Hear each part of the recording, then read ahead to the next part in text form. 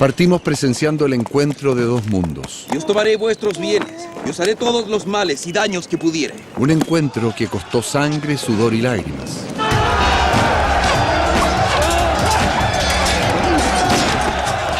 Recorrimos siglos de colonia, construimos ciudades. Hemos sido denunciados, caballeros.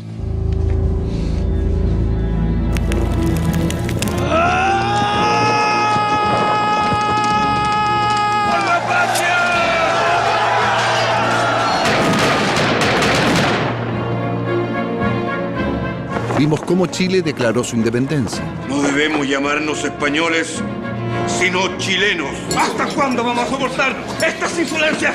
Y también cómo las riendas del país siguieron en fuertes disputas. Si usted muere hoy, la causa liberal muere con usted. No es mi culpa, sino la del gobierno de Vilucho, de ese huemul de Freire.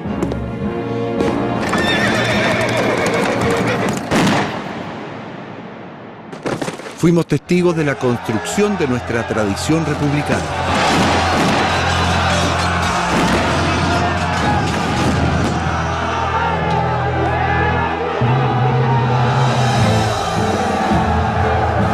Visiones distintas luchando por imponerse. ¡Viva el pueblo revolucionario! Con la razón o la fuerza. Hoy, nuestro viaje nos lleva a los umbrales del siglo XX. ¡Juro por Dios y por los santos evangelios! Son años de celebraciones.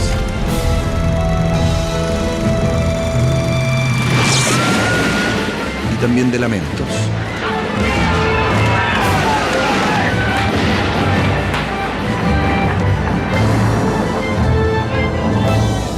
En medio minuto se dispararon más de 5.000 tiros sobre una masa de ciudadanos desarmados. Acompáñanos en la última parada de este largo viaje.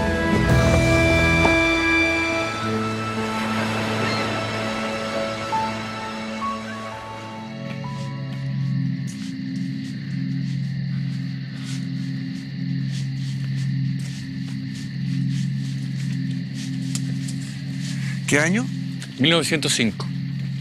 Chile está a punto de cumplir 100 años como país independiente.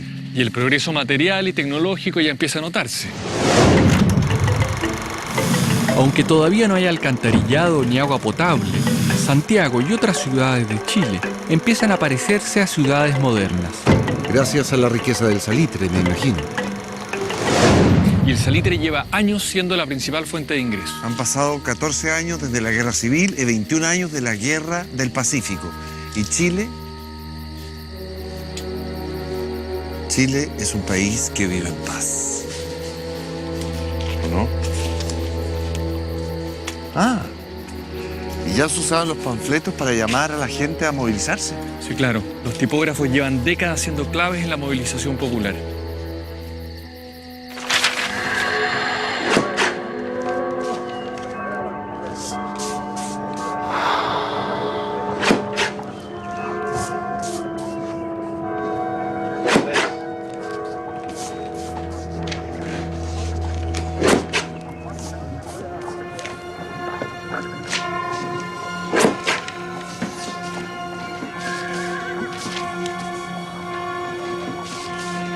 ¿A qué hora la entrega? A las 7.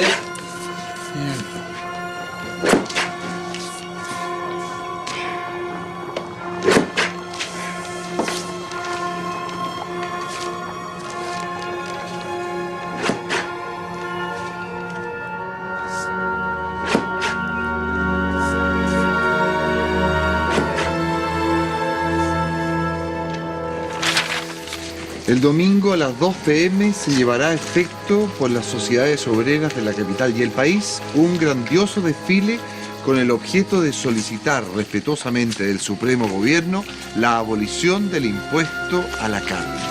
Es un impuesto a la carne argentina que el Congreso aprobó para favorecer a los ganaderos chilenos. Pedimos al pueblo que haga memorable el 22 de octubre conservando el más completo orden y compostura. El siglo XX trae grandes movilizaciones sociales. El llamado Bajo Pueblo se transforma con la Revolución Industrial. El campesino va dando paso al obrero, que comienza a agruparse en diversas asociaciones. Un comité de trabajadores, creado recientemente, es el que convoca la huelga de la carne. El impuesto ha hecho subir el precio de la carne a cifras que están fuera del alcance de las familias obreras, convirtiéndola en un artículo de lujo que solo se sirve en la mesa del rico, pero no en la del pobre. La mayoría de estas nuevas asociaciones de trabajadores son de tendencia anarquista o socialista. Su plan es organizar al pueblo y juntos dar la batalla por sus derechos.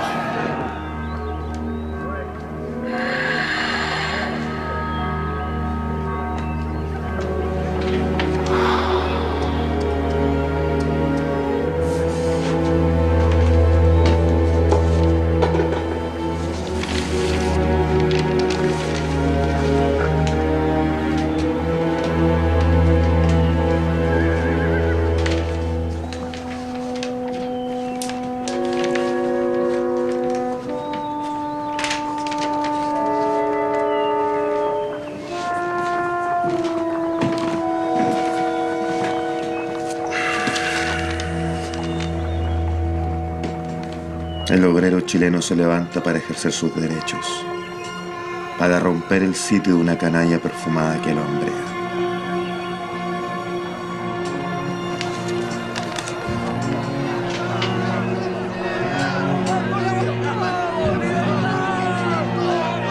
¡Abajo los briones del Congreso! ¡Abajo los vampiros del pueblo! La policía, reducida en número, no tiene ni las armas ni la preparación suficiente para mantener el orden. ¡Cuidado, señores estadistas! ¡El pueblo está despertando! ¡El pueblo pide la llama! ¡Ya llegará el día en que el paraíso proletario será una realidad! ¡Vivan los trabajadores! Pocas veces se ha visto una marcha tan cerca de la moneda, Manuel. Esto está recién comenzando. Los diarios hablan de 30.000 personas rodeando el edificio, lo que en esa época es prácticamente el 10% de la población de Santiago. Exigen ver al presidente de la República, Germán Riesco, pero él se encuentra en su domicilio y hacia allá parten los manifestantes. ¡Abajo los briones del Congreso! ¡Abajo los vampiros del pueblo! Esto no sale nada bien, Manuel. ¿Qué pasa con el gobierno? ¿Por qué? ¿Qué están? ¿Se quedaron con los brazos cruzados? Es lo mismo que se preguntan los organizadores de la marcha. ¡No nos moverán!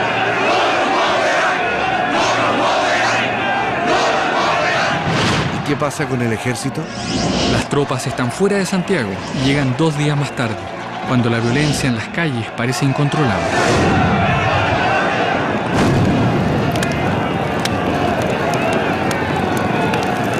¡Atención, mis soldados! A cargo de las tropas está Roberto Silva Renart, jefe de la segunda zona militar. Fue veterano de la Guerra del Pacífico y condecorado como héroe tras la Guerra Civil, donde contribuye al derrocamiento de Balmaceda. Un año antes de la huelga de la carne, reprimió con sus tropas otra huelga en la oficina salitrera Chile. La acción concluyó con 13 trabajadores muertos y 32 heridos. Solo nos dejan 2 opciones. O dejamos entregada la ciudad a estos sátratas y revolucionarios que ponen sus mezquinos intereses por sobre los grandes intereses de la patria.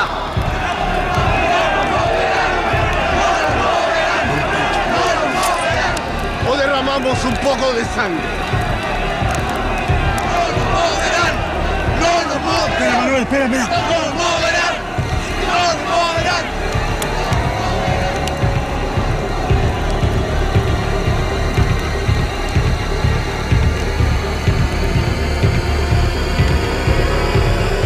La violencia callejera se extiende por 7 días, en la que será conocida como la Semana Roja. El saldo total de muertos se calcula en 250, la mayoría entre los manifestantes. Se denuncian 149 asaltos a boticas, zapaterías, bazares, casas de préstamo, bancos, almacenes de provisiones, cantinas, panaderías y otros. El gobierno culpa a los agitadores anarquistas. ¿Y el impuesto a la carne? Es derogado. A los pocos meses, otra huelga estalla en Antofagasta. El ejército abre fuego. Esta vez, mueren 58 personas.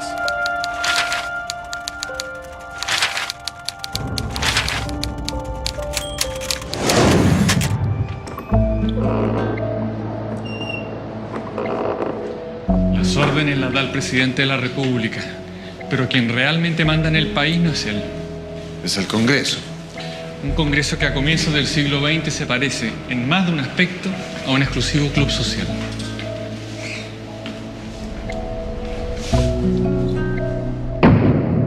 Tras la guerra civil que concluyó con la derrota del presidente Balmaceda, Chile es gobernado por una suerte de sistema parlamentario.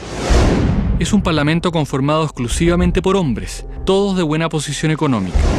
Después de la traumática experiencia de la guerra civil, la mayoría ha dejado en segundo plano sus diferencias ideológicas para mantenerse en el poder mediante distintas alianzas.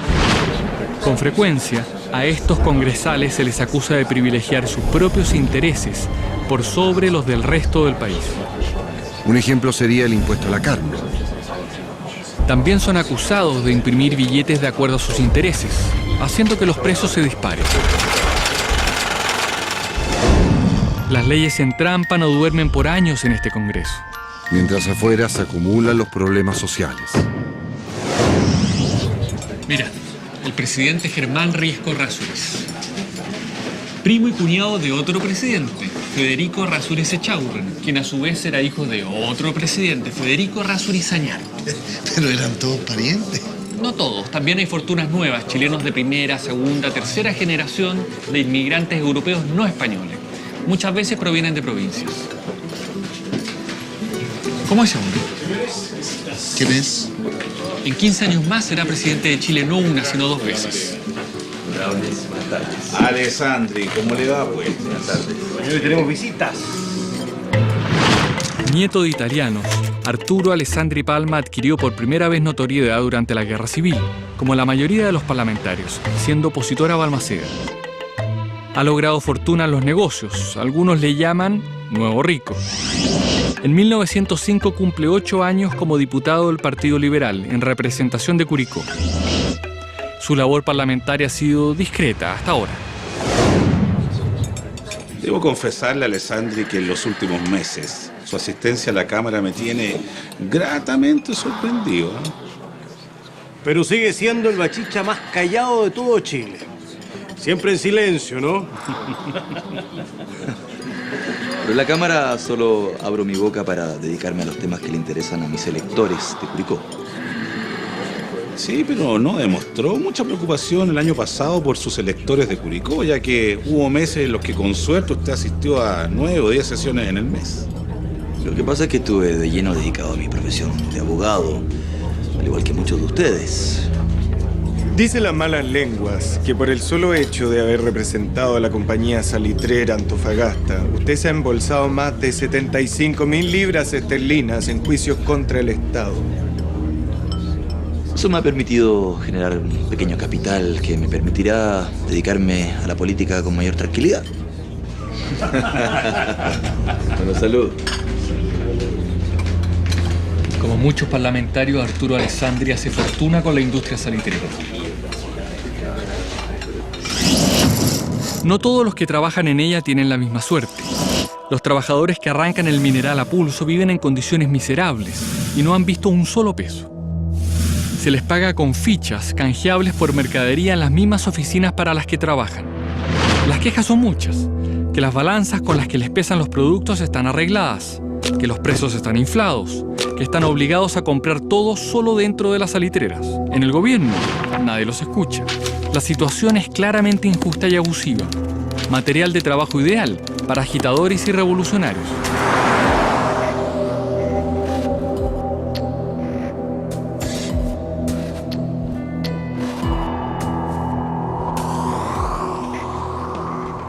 Son estas precarias condiciones laborales las que hacen que estas ideas revolucionarias prendan como el pasto seco. Así es. En un mundo sin radio, sin televisión, sin internet, esas ideas se propagan básicamente a través de 2 formas.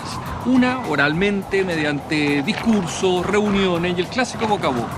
La otra, para los pocos trabajadores que sí saben leer. A través de libros, folletos, diarios. Exacto. De ahí que varios líderes de este movimiento social hayan sido tipógrafos de profesión, como el hombre que ahora vamos a conocer. Ven. El sistema de fichas debe ser abolido. Pero ustedes no deben esperar jamás que una ley promulgada en el Congreso sea la que lo disuelva. Eso no sucederá. Hay muchos congresales que están interesados en mantener ese sistema. Ellos trabajan para sus jefes. Ha venido gente de todas las oficinas. ¿Sí? La jornada laboral. Nosotros hemos caminado 25 kilómetros para poder escucharlo. 8 horas. Y los sueldos deben ser pagados en moneda corriente. Luis Emilio Recabarren se autodefine como un agitador social. Nacido en Valparaíso en 1876, trabaja como obrero tipógrafo desde los 11 años. Sus primeras actividades políticas son repartiendo panfletos contra el presidente Balmaceda. Desde entonces, funda y dirige numerosos periódicos obreros y se transforma en la figura más destacada del incipiente movimiento sindical. La obra, por lo tanto, está en manos de ustedes. La huelga general en Iquique se transforma en una necesidad imperiosa que debe ser realizada y concretada lo más rápidamente posible. El obrero en huelga no le debe temer jamás a la sangre. Ese es el único camino que nos queda. ¡Viva el movimiento de los trabajadores!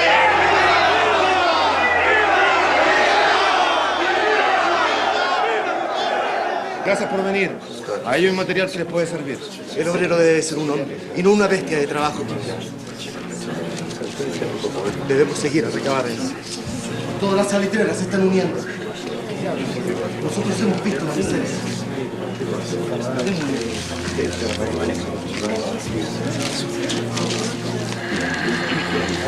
Caballero, compañero, no se preocupe. Cuando nos vayamos de vuelta, yo se los voy a ir leyendo todo. Luis Emilio Recabarren, el fundador del Partido Comunista. Así es, pero para eso faltan más de 15 años. ¿Vamos?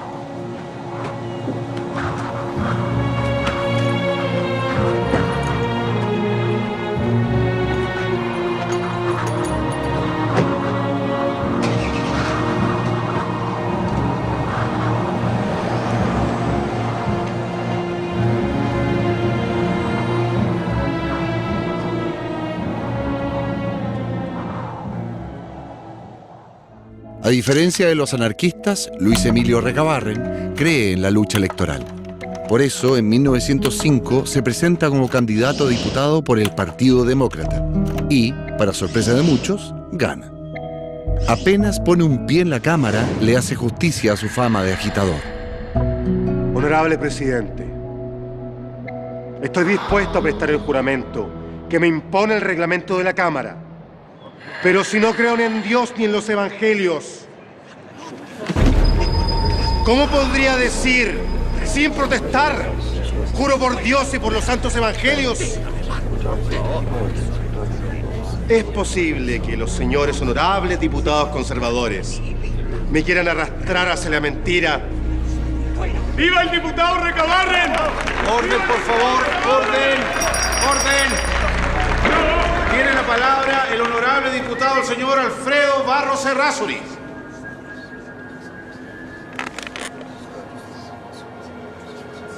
Lo que acaba de ocurrir no es digno de una Cámara, así como tampoco es digno de un país culto. Lo que acabamos de presenciar no ocurriría ni en un país de salvajes, porque hasta los salvajes creen en Dios, señor.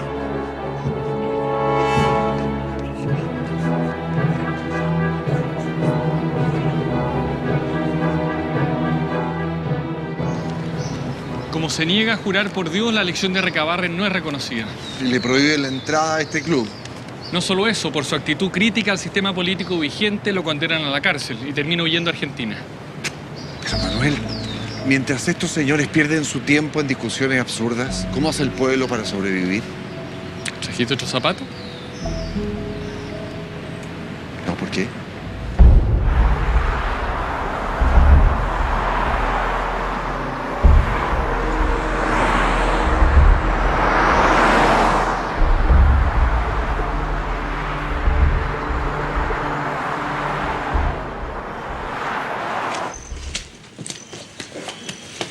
¿Dónde estamos?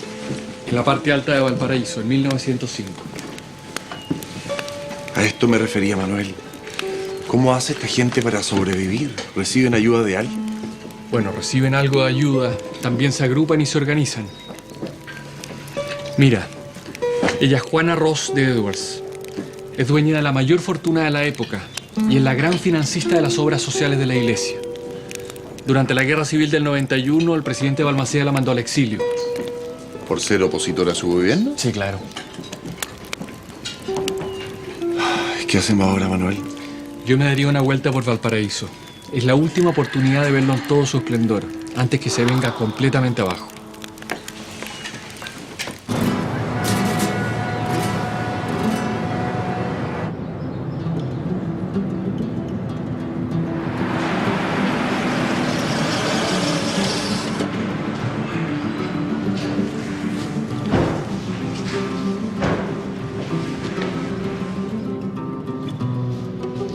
En 1906, Valparaíso es una ciudad modelo. ¿Y ya hay cine? Incluso antes que en Santiago. 2 entradas, por favor. Gracias. Un paseo a Playa Ancha. ¿Y buena? Me da curiosidad. A comienzos del siglo XX, el puerto se considera la perla del Pacífico. El canal de Panamá recién se construye, así que todo pasa por aquí, ¿no? Así es. En el puerto hay una actividad comercial extremadamente activa. Los porteños son los primeros chilenos con luz en las casas y en la vía pública, claro que a gas. También son los primeros en tener un equipo de fútbol.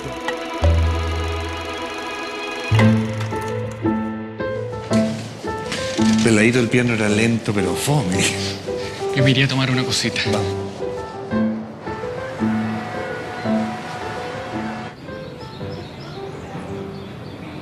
En 1906 ya hay elecciones presidenciales. ¿Y quién gana? El candidato que se compromete a hacerse cargo de las tareas más urgentes. Es tal su nivel de aprobación que incluso Recabarren lo respalda. ¿Quién sería ese?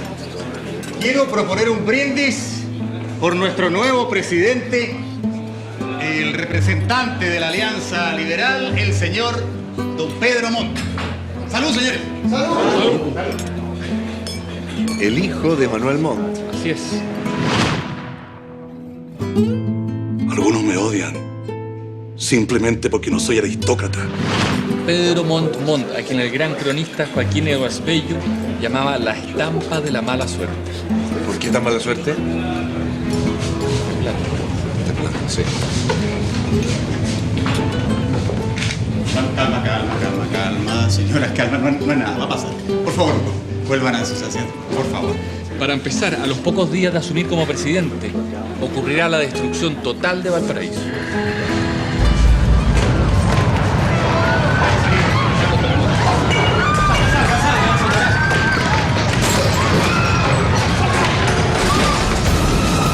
Desde el año 1500, más de 100 terremotos han golpeado a Chile. Valparaíso, Chillán, Valdivia, Santiago, San Antonio, Tarapacá, Tocopilla, Concepción, Talca y cientos de pequeñas localidades resurgen de sus escombros una y otra vez. Y a veces, justo cuando nos hemos levantado de los remesones de la tierra, nos han azotado inundaciones, sequías, epidemias y años en que insectos y roedores se comieron hasta los árboles. Los chilenos hemos construido este país a pesar de vivir en promedio un terremoto cada 3 años, un temporal con inundaciones y un año muy seco cada 7,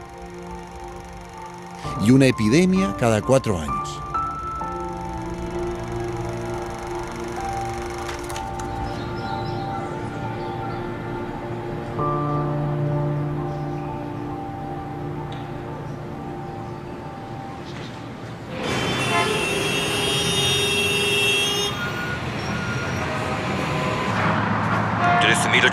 muertos, 20.000 heridos, un desastre nacional. Y eso no es todo.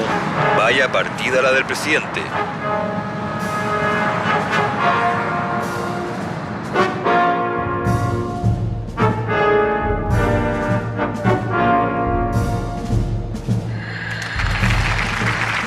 En medio de un ambiente de profundo pesar, el señor Pedro Montt asume la presidencia de nuestro país. Su primera labor es hacerse cargo de la reconstrucción de Valparaíso. Empeñado en hacernos resurgir como país, el presidente propone una tregua política y forma un gabinete con ministros liberales y conservadores. Lamentablemente, y antes de cumplir un mes, el Congreso lo obliga a disolver ese gabinete.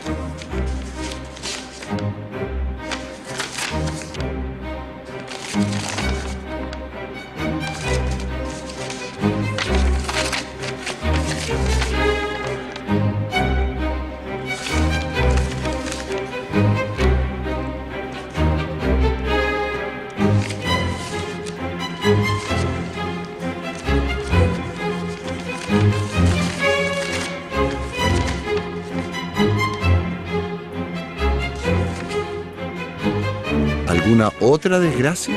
Sí, se están yendo a huelga los trabajadores de las salitreras del norte. Miles de vidas dependerán de las próximas decisiones que tome el presidente Montt, al que la mala suerte parece perseguir.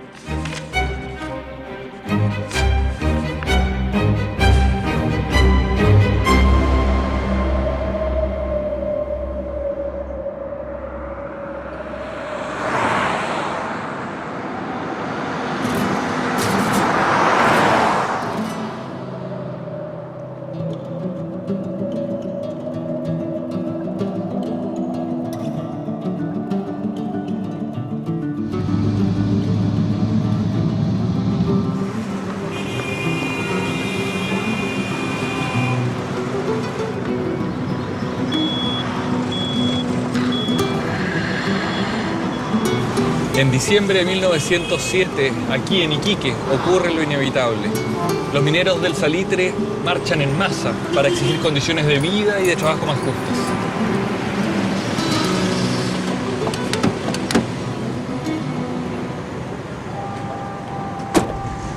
Es la huelga general que tanto habían soñado. Así es.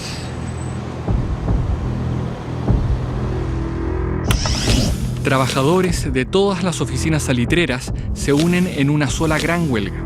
Acompañados de sus familias, abandonan las oficinas, bajan de la pampa y ocupan Iquique.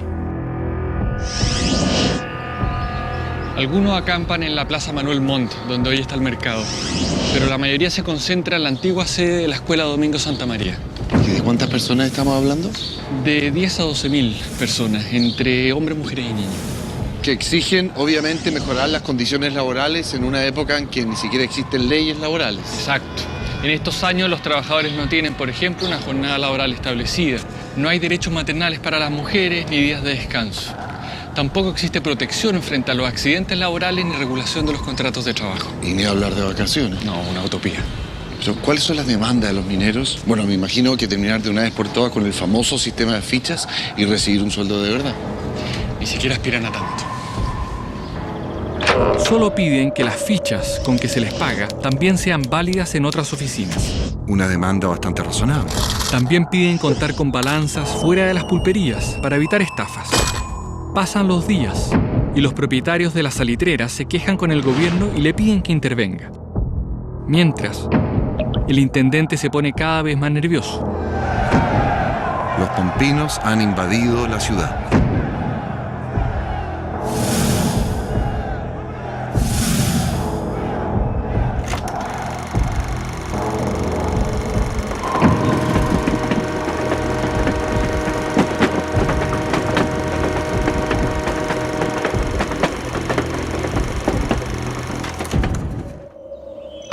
¡Su atención, por favor! Como cónsul de Perú, debo proteger la vida de los ciudadanos peruanos. Por eso les transmito el mensaje que me ha dado el gobierno de Chile. Esta huelga se va a disolver por las buenas o por las malas. El gobierno envió un telegrama en que afirma que el orden público se debe hacer respetar a cualquier precio. Para eso, se envía un contingente a cargo de un experimentado restaurador del orden, Roberto Silva Renard. Al menos el 60% de todos estos trabajadores son peruanos. ¡Primero! ¡No le tenemos miedo a la sangre! Uno de los líderes es un joven estadounidense, Josep Brick, a quien llaman el ruso. No importa si uno es chileno o si uno es peruano o gringo, como mi amigo el ruso. ¡El proletariado no tiene nacionalidad! ¡Esta revolución es universal! ¡Viva los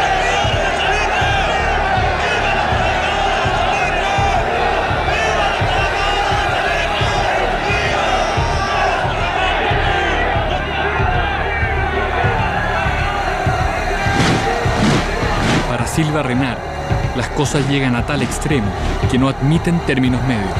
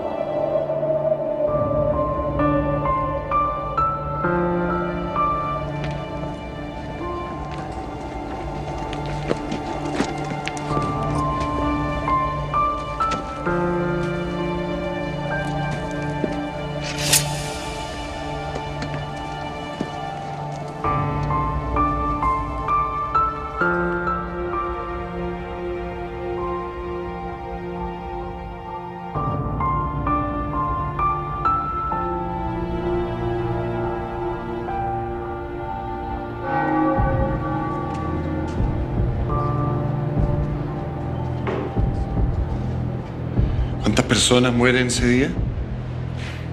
En su informe inicial, Silva Renard habla de 140 muertos. Luego reconoce 195. ¿Y cuántos fueron realmente? Actualmente hay coincidencia que durante esa huelga mueren alrededor de 2.200 personas.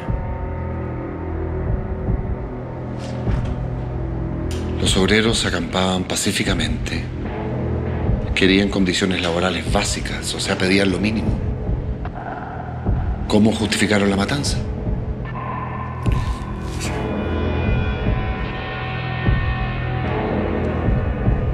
¡Viva el movimiento de los trabajadores!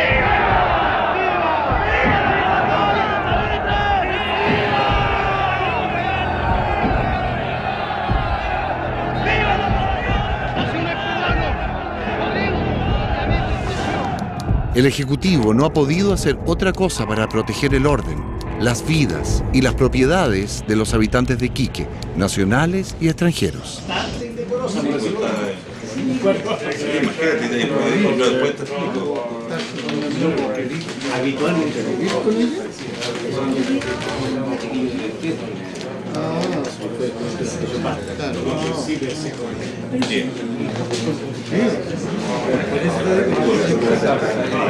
Aunque que obviamente hoy día se casan en todos los casamientos son todos los días, ahora una semana.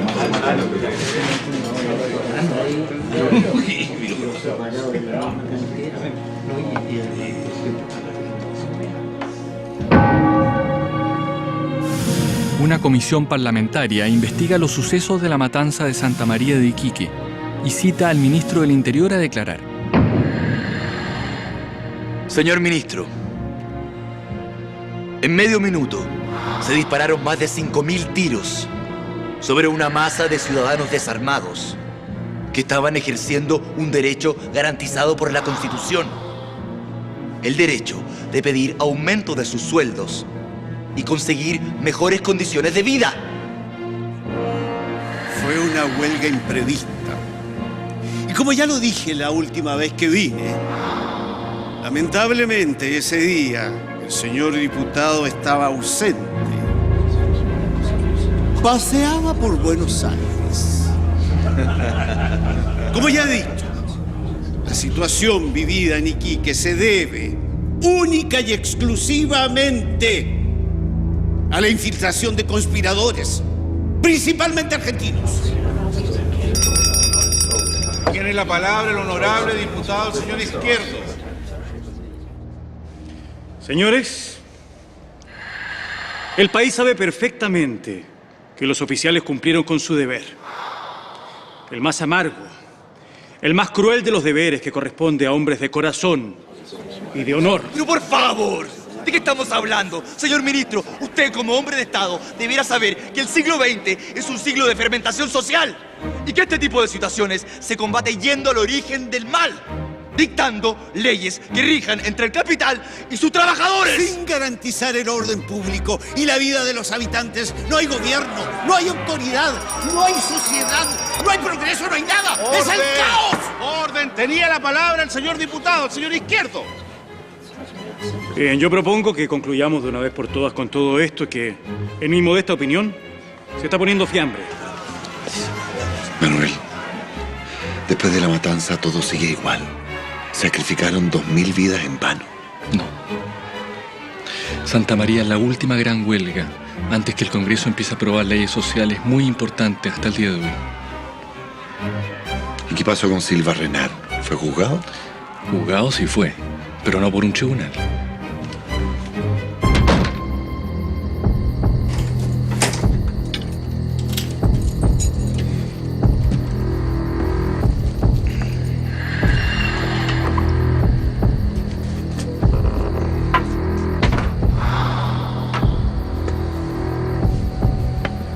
Buenas noches. Buenas noches.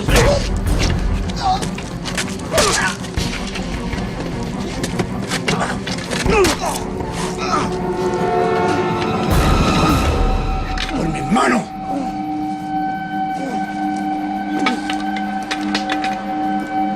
Siete años después de la matanza, en 1914, Roberto Silva Renar es herido gravemente por el hermano de uno de los muertos en Santa María. Sobrevive, pero las secuelas lo obligan a retirarse del ejército.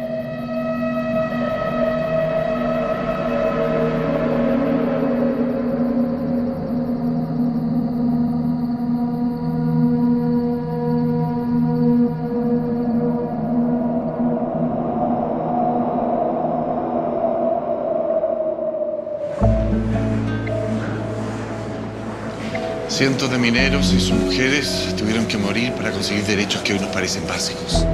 En un periodo de 10 años se aprueba la ley de descanso dominical, la de accidentes del trabajo y la de salas cunas. También se legisla para restringir el trabajo infantil. ¿La ley de la silla no es de esta época también? Se aprueba 7 años después de la matanza de Santa María. Más vale tarde que nunca. Por lo menos podremos celebrar un centenario con cierta dignidad. No, Manuel.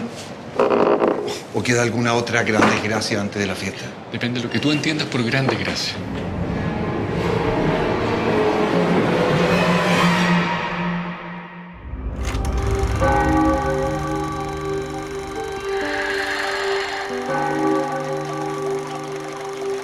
El presidente Montt viaja en julio de 1910 a Alemania para someterse a un tratamiento médico. Un mes más tarde, el 16 de agosto, muere estando allá. Elías Fernández es el nuevo presidente. Durante los funerales de Montt se agarra una pulmonía y muere el 6 de septiembre, pocos días después de haber asumido la presidencia. 4 días en la presidencia, pero no le da ni para nombre de calle. Pero Manuel, 100 años de independencia y nos persigue la desgracia. ¿Quién asume la presidencia entonces? Emiliano Figueroa será quien encabece las celebraciones del centenario. ¿De dónde sale él? Había sido parlamentario, ministro de diferentes carteras, pero lo eligen fundamentalmente por su buena estada. Claro, tiene que recibir a muchas visitas. Y aparte de estar muerto de susto por todo lo que ha pasado, ¿cómo celebra el centenario? Ahora mismo te muestro. Se inauguran grandes obras y otras se empiezan a construir. Así se va armando la ciudad que conocemos y habitamos hasta hoy día. A ver, Manuel, estamos a punto de celebrar 100 años de independencia. Está bien, existen muchas personas desplazadas, enormes desigualdades, pero igual hay un enorme espíritu patrio, ¿verdad? Sí, claro, a estas alturas ese sentimiento ya ha penetrado en distintos sectores de la sociedad. A lo largo de todo el país, chilenos de distinto origen participan de la fiesta. Y aunque hay intelectuales que dicen que no hay ninguna razón para celebrar, la gente masivamente igual ocupa las calles. Está bien, Manuel, se lo merece. Finalmente, todos, hombres, mujeres, ricos, pobres, chilenos, extranjeros, hemos construido este país, ¿verdad? Señor. Salud,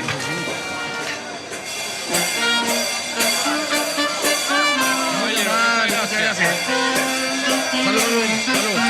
Por nuestros primeros 100 años de vida como país independiente.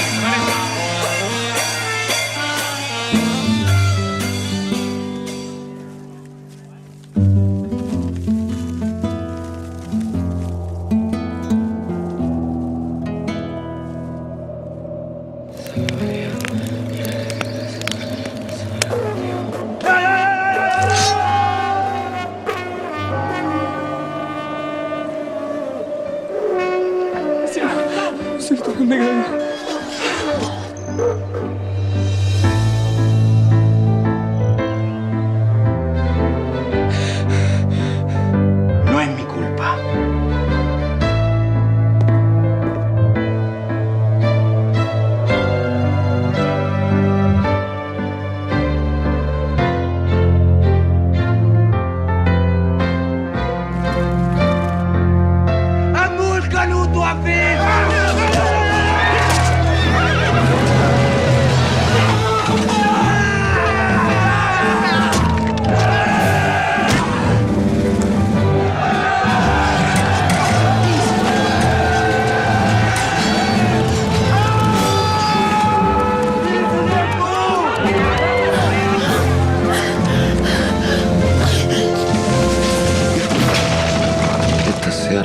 Reclamar lo que nos pertenece. ¡Por la patria!